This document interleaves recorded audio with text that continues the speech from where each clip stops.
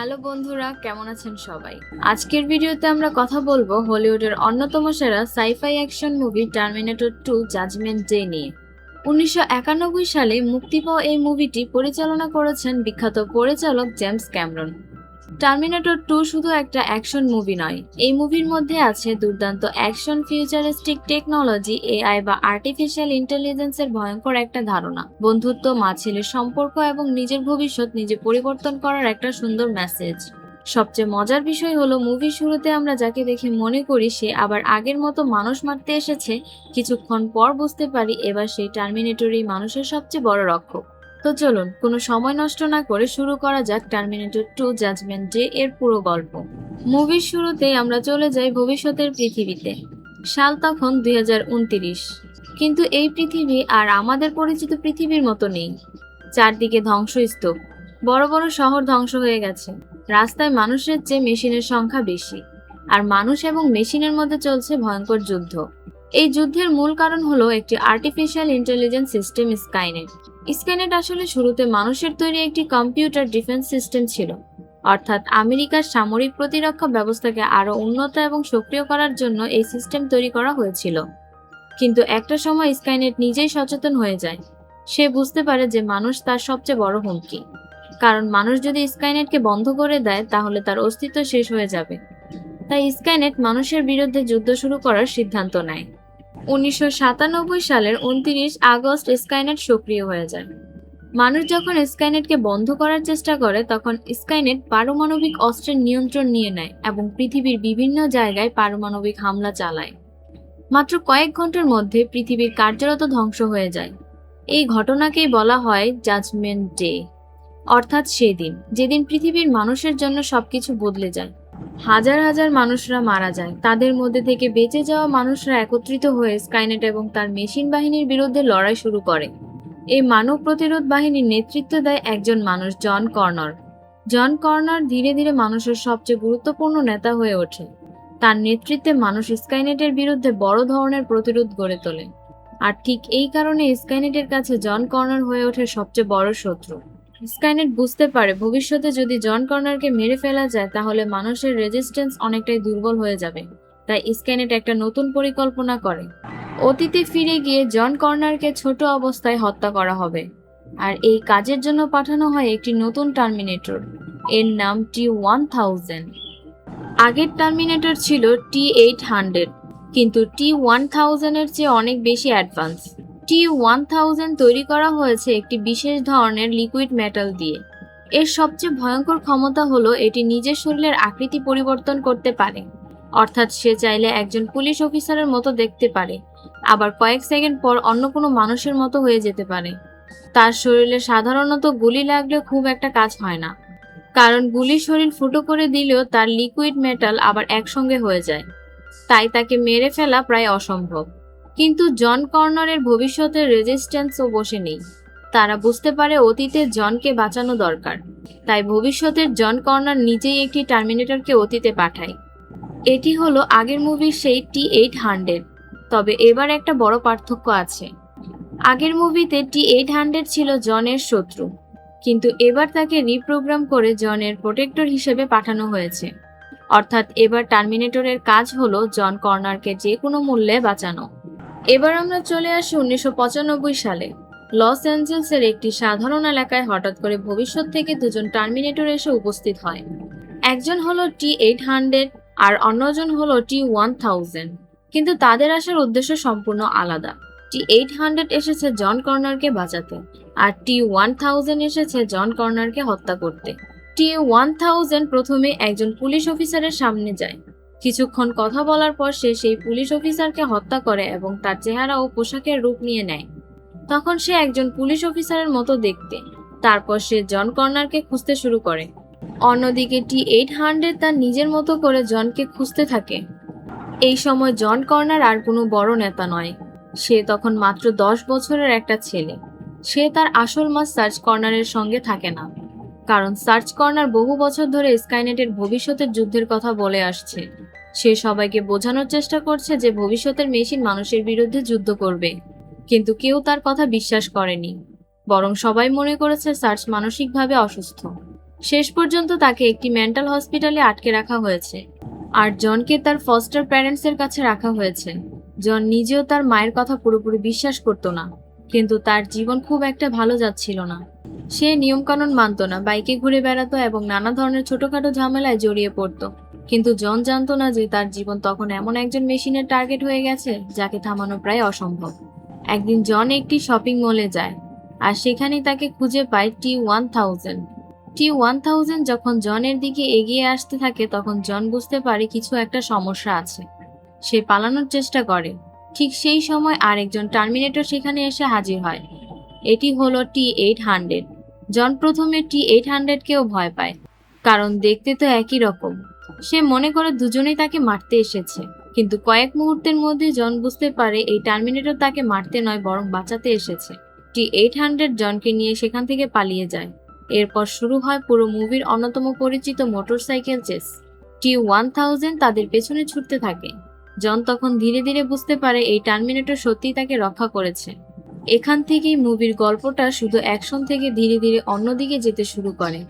জন T-800কে বিভিন্ন বিষয় শেখাতে শুরু করে, যেমন কাউকে অযথা হত্যা করা যাবে না, মানুষের সঙ্গে কিভাবে কথা বলতে হয়, কিভাবে আচরণ করতে হয়, এমনকি কিছু সিগন্যাল এবং কথাবার্তাও শেখায়। T-800 যেহেতু একটি মেশিন, তাই সে আবেগ বুঝতে পারে না। সে সবকিছু খুব লিটারাল বা সরাসরি ভাবে নেয়। এই কারণেই জন আর T-800 এর অনেক সিন একই সঙ্গে মজার এবং সুন্দর, কিন্তু তাদের এই সম্পর্ক খুব বেশি সময় শান্তিতে থাকে না। T-1000 জনের ফস্টার প্যারেন্টসের বাড়িতে পৌঁছে যায়। সে তাদের হত্যা করে এবং জনের খোঁজ চালিয়ে যেতে থাকে। এখন জন বুঝতে পারে T-1000 থামবে না। যতক্ষণ না সে জনকে খুঁজে পাচ্ছে ততক্ষণ সে সবাইকে মেরে ফেলবে। তাই জন এর সামনে এখন সবচেয়ে গুরুত্বপূর্ণ কাজ হলো তার মা সার্চ কর্নারকে খুঁজে বের করা। এদিকে সার্চ কর্নার তখন একটি মেন্টাল হসপিটালে বন্দী, কিন্তু সার্চ আগে সেই দুর্বল মানুষ নেই। সে জানে ভবিষ্যতে কি হতে যাচ্ছে।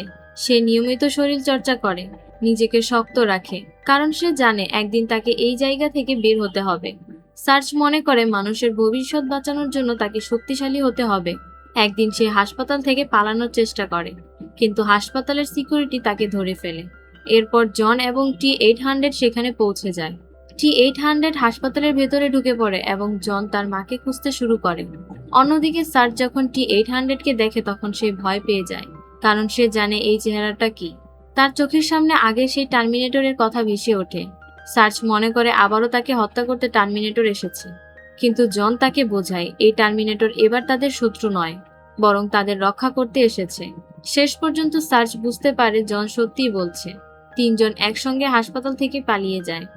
হাসপাতাল থেকে বের হওয়ার পর সার্চ জানতে পারে T-800 ভবিষ্যতের অনেক ঘটনা জানে। তখন সার্চের সামনে একটা বড় প্রশ্ন আসে, যদি তারা জানে ভবিষ্যতে কি হবে তাহলে সেই ভবিষ্যৎ পরিবর্তন করা যাবে না কেন? T-800 তাদের জানায় জাজমেন্ট ডে এর পেছনে শুধু স্কাইনেট নয়, আরও একজন গুরুত্বপূর্ণ ব্যক্তি রয়েছে। তার নাম মাইলস ডাইসন। মাইলস ডাইসন একজন অসাধারণ বিজ্ঞানী।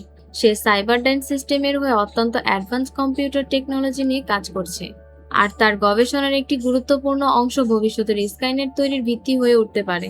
অর্থাৎ ডাইসন নিজে খারাপ মানুষ নয়, কিন্তু তার তৈরি টেকনোলজি ভবিষ্যতে এমন একটি এআই সিস্টেম তৈরি করতে সাহায্য করবে যেটা শেষ পর্যন্ত মানুষের বিরুদ্ধে যুদ্ধ করবে। সার্চ তখন সিদ্ধান্ত নেয় ডাইসনকে থামাতে হবে। সার্চ, জন এবং T-800 মাইলস ডাইসনের বাড়িতে পৌঁছে যায়। ডাইসন প্রথমে কিছুই বুঝতে পারে না।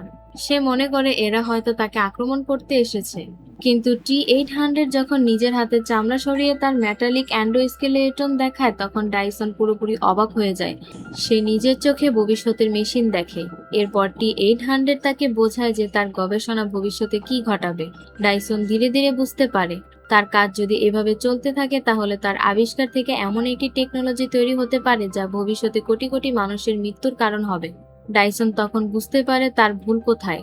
সে সিদ্ধান্ত নেয় তার নিজের গবেষণায় ধ্বংস করতে হবে, এমনকি নিজের জীবনের কাজ নষ্ট করতেও সে রাজি হয়ে যায়। এরপর তারা সাইবারডাইন সিস্টেমে যায়। তাদের উদ্দেশ্য খুব পরিষ্কার, স্কাইনেট তৈরির সঙ্গে সম্পর্কিত সব রিসার্চ, কম্পিউটার, হার্ডওয়্যার এবং ডাটা ধ্বংস করতে হবে। তারা বিল্ডিং এর ভেতরে ঢুকে পড়ে। তারপর শুরু হয় ধ্বংসযজ্ঞ।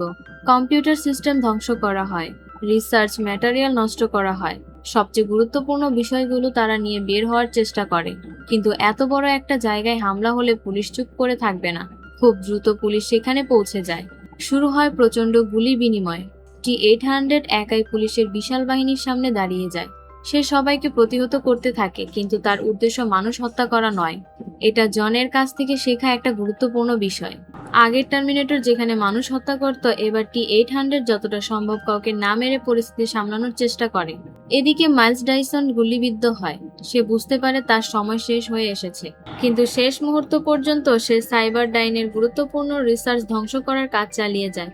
শেষ পর্যন্ত বিস্ফোরণের মাধ্যমে সাইবারডাইনের শেষ গবেষণা ধ্বংস হয়ে যায়।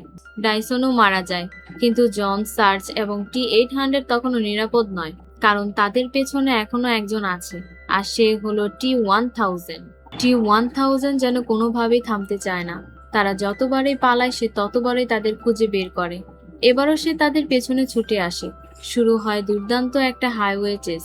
T-1000 একটি বিশাল ট্র্যাক নিয়ে তাদের পিছু নেয়। জন এবং T-800 প্রাণপণে পালানোর চেষ্টা করে।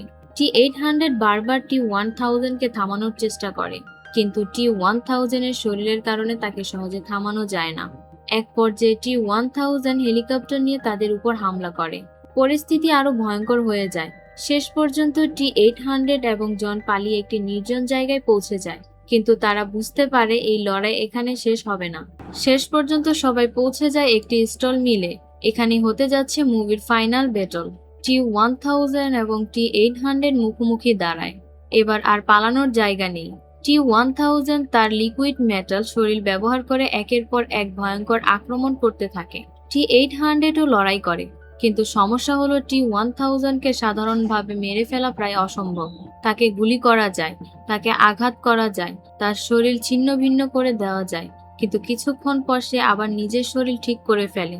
তাই T-800 বুঝতে পারে শুধু শক্তি দিয়ে T-1000-কে হারানো যাবে না, তাদের অন্য কোনো উপায় খুঁজতে হবে। শেষ পর্যন্ত T-1000 গলিত ধাতুর কাছাকাছি চলে যায়, আর ঠিক তখনই T-800 সুযোগটা কাজে লাগায়। T-1000-কে ধাক্কা দিয়ে গলিত ধাতুর মধ্যে ফেলে দেয়।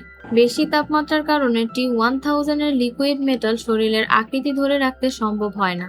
সে ধীরে ধীরে গলে যেতে থাকে। একসময় তার শরীর পুরোপুরি ধ্বংস হয়ে যায়। T-1000 শেষ। জন এবং সার্চ মনে করে এবার সব শেষ। তারা T-1000-কে হারিয়েছে। জাজমেন্ট ডে ঠেকানো গেছে। কিন্তু তখন T-800 তাদের আরেকটা গুরুত্বপূর্ণ বিষয় জানায়। তার নিজের শরীরের মধ্যেও এমন একটি মাইক্রোচিপ রয়েছে যেটি ভবিষ্যতের স্কাইনেট টেকনোলজির সঙ্গে সম্পর্কিত। অর্থাৎ T-800ও যদি পৃথিবীতে থেকে যায়, তাহলে তার টেকনোলজি আবার ভবিষ্যতে ব্যবহার করা হতে পারে। তাই স্কাইনেট তৈরির সঙ্গে সম্পর্কিত সব টেকনোলজি ধ্বংস করতে হলে T-800-কেও ধ্বংস করতে হবে। জন তখন বুঝতে পারে কি হতে যাচ্ছে। সে T-800-কে হারাতে চায় না, কারণ এতক্ষণে টার্মিনেটর আর শুধু একটা মেশিন নেই। জনের কাছে সে একজন বন্ধু হয়ে গেছে, একজন এমন বন্ধু যে তাকে সব বিপদ থেকে বাঁচিয়েছে, যে তার মায়ের জীবন বাঁচিয়েছে, যে তাকে মানুষের মতো আচরণ করতে শিখিয়েছে। জন তাকে কাঁদতে কাঁদতে বলে সে যেন না যায়, কিন্তু T-800 জানে তার থাকা মানে ভবিষ্যতে আবার সেই টেকনোলজি মানুষের হাতে ফিরে যাওয়ার সম্ভাবনা। তাই তাকে চলে যেতেই হবে। T-800 ধীরে ধীরে গলিত ধাতুর দিকে এগিয়ে যায়। জন তার হাত ধরে কাঁদতে থাকে, আর T-800 শেষবারের মতো জনের দিকে তাকায়। সে বুঝতে পারে না মানুষের মতো কান্না কি, কিন্তু সে জনের কষ্ট বুঝতে পারে। তারপর সে ধীরে ধীরে গলিত ধাতুর মধ্যে নেমে যায়। জনের চোখের সামনে তার শরীর গলতে শুরু করে। শেষ মুহূর্তে T-800 এর মুখে একটা ছোট্ট হাসি দেখা যায়। তারপর সে পুরোপুরি গলিত ধাতুর মধ্যে হারিয়ে যায়। শেষে সার্চ কর্নারের ভয়েস ওভার শুনতে পায়। সে বুঝতে পারে ভবিষ্যৎ আগে থেকে লেখা কোনো জিনিস নয়। আগে তারা ভাবতো জাজমেন্ট ডে নিশ্চিত, মানুষের ভবিষ্যৎ নির্ধারিত, কিন্তু এখন তারা সেই ভবিষ্যৎ পরিবর্তন করেছে। সাইবারডাইন ধ্বংস হয়েছে, স্কাইনেট তৈরির পথ ধ্বংস হয়েছে, T-1000 ধ্বংস হয়েছে, T-800ও নিজেকে ধ্বংস করেছে। অর্থাৎ ভবিষ্যৎ এখন আর আগের মতো নেই। এখন কি হবে সেটা কেউ জানে না। আর এখানেই মুভি আমাদের একটা সুন্দর কথা বলে, ভবিষ্যৎ আগে থেকে ঠিক করা নেই। আমরা আজ যে সিদ্ধান্তগুলো নেই সেগুলোই আমাদের ভবিষ্যৎ তৈরি করে। মানুষ চাইলে নিজের ভুল ঠিক করতে পারে, প্রযুক্তি আমাদের জীবন বদলাতে পারে, কিন্তু সেই প্রযুক্তি কিভাবে ব্যবহার করা হবে সেটা মানুষের সিদ্ধান্ত। আর এই কারণেই টার্মিনেটর 2 শুধু একটা অ্যাকশন মুভি নয়, এটা মানুষ, টেকনোলজি, আর্টিফিশিয়াল ইন্টেলিজেন্স, ফ্যামিলি এবং ফিউচার নিয়ে তৈরি করা একটি অসাধারণ গল্প। তো বন্ধুরা, এই ছিল টার্মিনেটর 2 জাজমেন্ট ডে মুভির পুরো গল্প।